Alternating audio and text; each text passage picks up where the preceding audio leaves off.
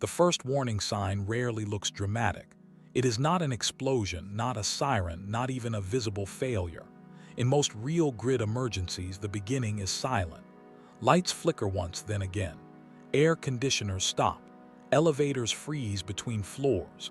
At first, people assume the interruption will last minutes. But engineers who study infrastructure collapse know something far more dangerous. When a power grid begins failing across large regions, the critical window for safe movement can close within hours. What makes this particularly alarming is that the plans most governments quietly prepare for grid-down scenarios are rarely discussed in public.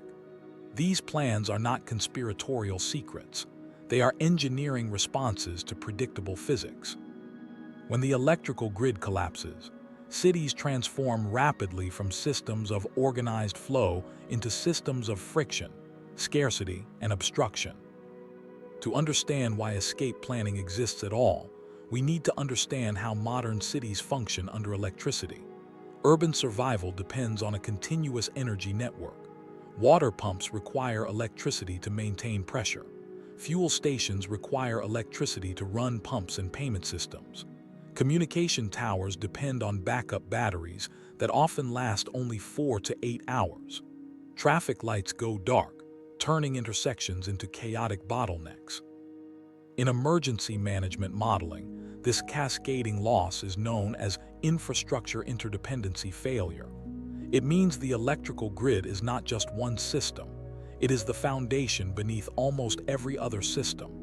When that foundation collapses, the timeline of failure accelerates faster than most people imagine. A common misunderstanding is that a power outage is simply an inconvenience that eventually resolves. That belief comes from experience with localized outages, where utility crews repair a damaged line or transformer within hours. But large-scale grid failure behaves differently. Electrical grids operate as synchronized networks across vast regions. Generators must maintain precise frequency balance, usually around 60 Hz in North America or 50 Hz in many other parts of the world. If the balance between supply and demand destabilizes, protective relays shut down sections of the grid to prevent catastrophic damage to turbines and transformers. This protective shutdown is not a malfunction. It is a defensive reaction built into the system. But when multiple regions trip offline simultaneously, restarting the grid becomes an extremely complex process known as black start recovery. The hidden science behind black start operations reveals why escape plans become relevant in the first place. Large power plants cannot simply turn back on when the grid collapses. Many generators require external electricity to start their own turbines, control systems, and cooling pumps. In a black start scenario, smaller generators must first activate, then gradually energize transmission lines, which then allow larger power plants to restart step by step. This process can take many hours or even days, depending on the scale of failure. During this time, urban populations remain without functioning infrastructure. Evidence from real-world events illustrates how quickly conditions deteriorate. During the 2003 North American blackout, over 50 million people lost power across the United States and Canada. In some regions, electricity returned within hours, but in others it took several days. What researchers observed during that event was not widespread panic, but something more revealing. Traffic gridlock formed within the first 2 hours as commuters attempted to leave cities simultaneously. Fuel stations closed because pumps required electricity. Emergency services experienced communication overload. The critical lesson engineers took from this event was that urban evacuation during grid collapse is not limited by distance. It is limited by time. This leads to an uncomfortable survival implication. The window for effective evacuation is usually much shorter than people expect. Once traffic congestion reaches a critical threshold, movement slows to a crawl. A single disabled vehicle on a dark highway without functioning traffic management can create miles of stalled cars. Emergency planners refer to this phenomenon as evacuation shadow behavior. Even people outside the immediate danger zone begin leaving, multiplying traffic volume far beyond road capacity. In a grid-down situation, shadow evacuation can occur even without an official order, because uncertainty itself triggers movement. Another overlooked factor is fuel availability. Modern fuel distribution depends on continuous logistics. Tanker trucks deliver gasoline daily to urban stations, which typically store only a few days of supply. When power outages disable pumps and electronic payment systems, fuel access collapses almost immediately. Backup generators exist at some stations, but they are rare and prioritized for emergency services. Without functioning pumps, even stations with fuel underground cannot dispense it. This means vehicles sitting in traffic during a grid failure may be consuming the very resource needed to escape. The escalation from inconvenience to strategic risk occurs when multiple infrastructure systems fail simultaneously. Communication networks begin degrading as backup batteries drain. Refrigeration systems shut down, causing food spoilage within hours in warm climates. Hospitals activate generators, but fuel supplies for those generators are finite. Water pressure gradually declines as pumping stations stop operating. Each system failing alone would be manageable. But together, they produce a compounding effect that emergency planners call systemic stress amplification. It is inside this environment that certain evacuation planning principles emerge. These principles are not dramatic escape scenarios but logistical calculations. Engineers study road capacity, population density, fuel reserves, and communication timelines. Their goal is not to evacuate entire cities at once. That would be impossible. Instead, they analyze which populations must move first and which routes remain functional longest. What emerges from these studies is a surprising conclusion. The safest movement often occurs before the public fully realizes the severity of the situation. This is why emergency management literature often emphasizes pre-decision thresholds. These thresholds are signals indicating when conditions are about to deteriorate beyond recovery speed. For example, when grid operators announce a regional black start sequence, they already know restoration will take many hours. Transportation authorities may begin staging traffic control before congestion forms. Hospitals may begin transferring critical patients. These steps are not secret evacuations, but controlled logistical shifts designed to prevent total system paralysis. However, individuals rarely think in terms of infrastructure thresholds. Most people wait for official instructions or visible chaos before taking action. That delay creates the dangerous overlap between awareness and mobility. By the time the average resident decides to leave, roads may already be saturated. Emergency planners have repeatedly observed that evacuation effectiveness declines exponentially after the first few hours of a major infrastructure failure. The deeper scientific principle here involves flow dynamics. Roads function similarly to fluid systems. When traffic density passes a certain threshold, flow collapses and vehicles move slower even without obstacles. Physicists studying traffic patterns call this phase transition congestion. Once it begins, adding more vehicles drastically reduces overall movement speed. In practical survival terms, this means that waiting too long to move can trap vehicles in traffic conditions where walking might eventually become faster than driving. Historical evidence supports this pattern. During Hurricane Rita in 2005, evacuation traffic from Houston created one of the largest traffic jams in American history. Highways were locked for nearly 20 hours in some locations. Temperatures inside vehicles rose dangerously high, fuel ran out, and emergency responders struggled to reach stranded drivers. The key lesson analysts later emphasized was not simply the scale of evacuation, but the timing of departure waves. Understanding this timing transforms the concept of escape planning from something dramatic into something analytical. It becomes less about fleeing danger and more about avoiding bottlenecks before they form. Infrastructure scientists describe this as precongestion mobility. Moving early does not require speed or secrecy. It simply requires recognizing the signals that infrastructure is about to fail faster than it can recover. Yet another overlooked factor emerges when examining the geography of power grids themselves. Transmission networks often concentrate around major urban hubs. When failures cascade, restoration usually begins with stabilizing core transmission corridors before reconnecting dense metropolitan areas. In other words, rural regions sometimes regain power sooner than cities because their networks are simpler to re-energize. This creates a temporary inversion of modern infrastructure advantage. Cities normally benefit from concentrated resources, but during grid collapse, they may recover more slowly. This inversion produces a strange survival dynamic. Urban populations suddenly find themselves dependent on supply chains that no longer function while surrounding rural regions remain comparatively stable. Movement between these regions becomes a critical variable in emergency planning.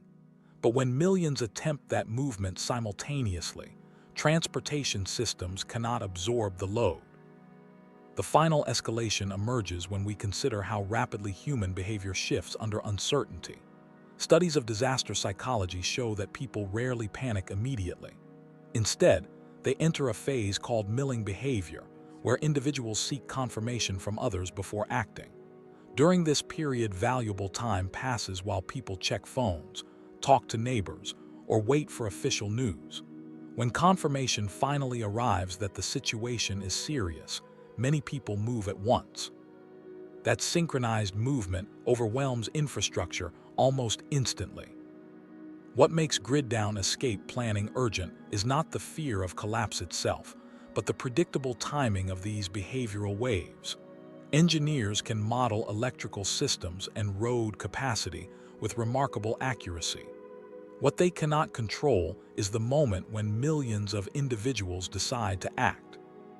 And when that moment arrives, the difference between moving through an open highway and being trapped in a stationary line of vehicles may be measured not in miles, but in minutes. When large infrastructure systems begin failing simultaneously, the first reaction most people experience is disbelief. The lights are out, the internet stops responding, and cellular signals begin to weaken. Yet for a short time the world still appears stable. Buildings remain standing, roads remain open, and daily routines continue briefly in an awkward pause. This period is deceptive. Engineers studying systemic outages describe it as the latency phase of infrastructure collapse. During latency, the physical structures of society remain intact, while the invisible systems that operate them have already begun shutting down. This is precisely the moment when escape planning becomes most relevant, because once the latency phase ends, the environment changes far faster than human decision-making usually adapts. To understand why this moment matters, it is necessary to examine how electrical grids interact with transportation networks. Most drivers assume roads operate independently of electricity, but modern traffic systems depend heavily on power. Traffic lights, electronic road signs, railway crossings, toll systems, and traffic monitoring networks all rely on continuous electricity and communication. When these systems fail simultaneously, roads revert to unmanaged flow. Intersections that normally move thousands of vehicles smoothly every hour become negotiation points where drivers hesitate, compete, and block each other. The efficiency of an intersection can drop by more than 80% when traffic lights stop functioning. In dense cities, this reduction spreads outward rapidly, creating traffic stagnation that spreads like a chain reaction through the road network. One of the most persistent misunderstandings about evacuation is the belief that highways guarantee speed. In reality, highways become the most fragile part of the transportation system during sudden population movement. Highways are designed for steady flows of vehicles traveling at predictable speeds, not for massive surges of vehicles entering simultaneously from multiple on-ramps. Transportation engineers model these surges using something called shockwave analysis. When too many vehicles attempt to merge into a highway, waves of braking propagate backward through traffic. A single sudden slowdown can ripple miles behind it, eventually stopping vehicles that are far away from the original cause. These traffic shockwaves are invisible at first but devastating once they stabilize, because they lock thousands of vehicles into place even when the road ahead appears open. Evidence of this phenomenon has been repeatedly observed during large evacuations and mass commuting failures. During the 2011 earthquake and tsunami in Japan, several highways experienced traffic standstills, even in areas far from the immediate disaster zone. Vehicles attempting to leave coastal regions merged into already crowded routes, and braking shockwaves froze the system. Investigations later showed that once vehicle density exceeded a specific threshold, traffic speeds dropped from highway speeds to walking speed within minutes. The roads themselves were undamaged, yet they became unusable. This leads to a crucial survival implication that many people overlook. In a grid-down scenario, the decision to move early is not simply about avoiding danger zones. It is about staying ahead of infrastructure phase changes. Transportation systems operate efficiently only within certain density limits. Once those limits are exceeded, recovery becomes extremely slow. Vehicles cannot accelerate until thousands of others move simultaneously, and without functioning communication systems, there is no coordinated way to restore flow. The hidden science behind evacuation planning, therefore, focuses less on distance and more on timing relative to system capacity. Emergency planners calculate what is known as clearance time, which represents the amount of time required to move a population through available routes before congestion becomes irreversible. Clearance time depends on road width, number of exits, vehicle ownership rates, and population density. In large metropolitan areas, clearance times can exceed 24 hours even under ideal conditions with controlled traffic signals and police direction. Without electricity and communication networks, real clearance times become unpredictable and often much longer. Another overlooked principle involves vehicle dependency itself. Modern urban populations rely almost entirely on personal vehicles for long-distance movement. Yet vehicles are extremely inefficient when millions attempt to use them simultaneously. Each car occupies physical space on the road while transporting relatively few people. From a physics perspective, a highway lane can move far more people using buses or trains than using individual cars. But when electrical grids fail, public transportation systems often stop operating. Rail systems require power and signal control, while electric buses and metro networks shut down immediately. The result is a sudden shift of population onto the least efficient transportation method available: private vehicles.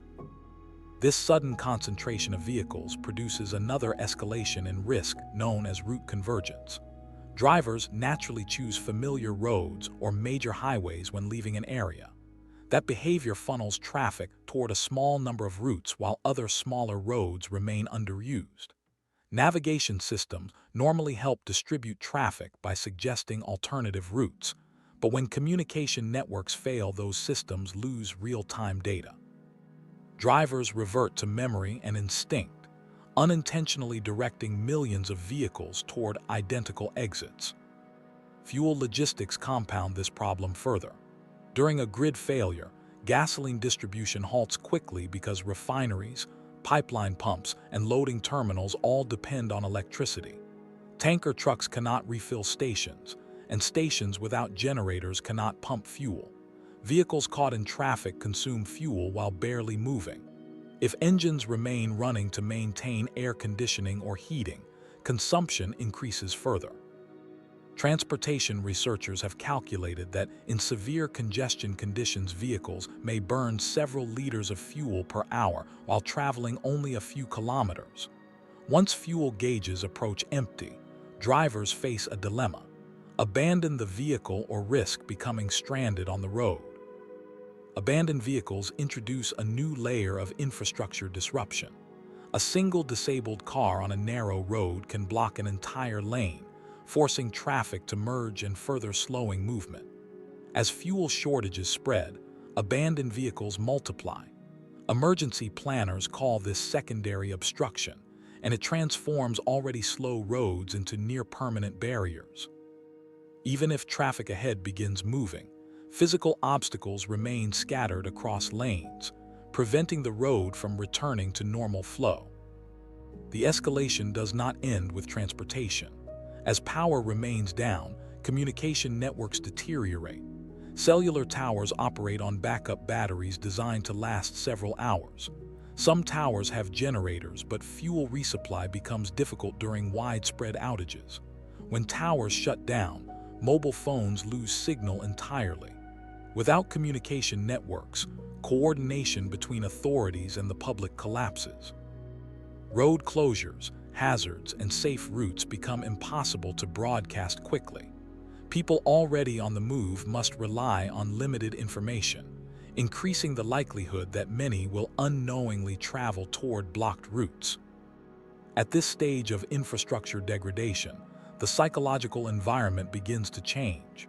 Initially, people assume restoration will occur soon, but as hours pass without electricity or communication, uncertainty grows. Human decision-making under uncertainty often shifts from careful planning to reactive movement. Studies in disaster psychology show that once individuals perceive that resources such as fuel, food, or water may become scarce, they begin moving toward locations they believe are safer or better supplied.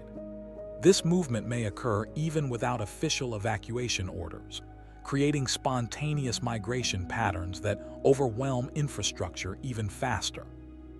The hidden scientific concept driving this behavior is known as risk perception acceleration. When people cannot verify information, they rely on visible cues from others. Seeing neighbors leaving with packed vehicles or hearing rumors of shortages triggers a chain reaction of similar decisions. Movement spreads through communities not through formal instructions, but through observation. The result is a sudden surge of vehicles onto roads that were previously quiet only minutes earlier. Evidence from multiple blackouts and disaster evacuations demonstrates how quickly this shift can occur. During large-scale outages in several countries, traffic volume in certain districts doubled within the first hour of the event, even though authorities had not issued evacuation guidance. People moved simply because the absence of reliable information created a sense that waiting might be dangerous. From an infrastructure standpoint, this behavior compresses evacuation timelines dramatically. Instead of leaving gradually over many hours, populations begin leaving simultaneously. This compression is exactly what emergency planners attempt to prevent when designing contingency escape plans. Their goal is not to move everyone at once, but to stagger movement in phases. Critical services, vulnerable populations, and regions closest to danger zones move first, while others remain temporarily in place.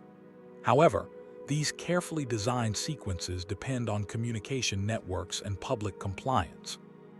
When the grid fails abruptly and communication collapses, the ability to control these phases disappears. At this point, the survival implications shift from infrastructure theory to individual strategy. When millions of people attempt to move through a network that has already lost its coordination systems, the difference between mobility and entrapment often depends on recognizing system signals earlier than the majority. Engineers call these signals precursors of systemic failure. They may include sudden widespread outages across multiple districts, official statements about black start operations, or simultaneous failures of communication services. Recognizing these precursors does not guarantee safety, but it provides a narrow advantage in timing. Acting before congestion forms allows movement through roads that may remain functional for only a short window. Once that window closes, the entire transportation network transitions into a slow-moving mass of vehicles competing for limited space and fuel. And when that transition occurs, the environment changes in a way few people anticipate. Roads no longer function as pathways of escape. Instead, they become stationary corridors filled with vehicles, each one carrying people who believed mobility would guarantee safety. In the next phase of analysis, another layer of grid-down planning becomes visible, one that has less to do with vehicles and more to do with geography itself. Because when electricity disappears and transportation slows to a crawl, the physical layout of the landscape begins determining who can move, who becomes trapped, and which directions remain viable at all.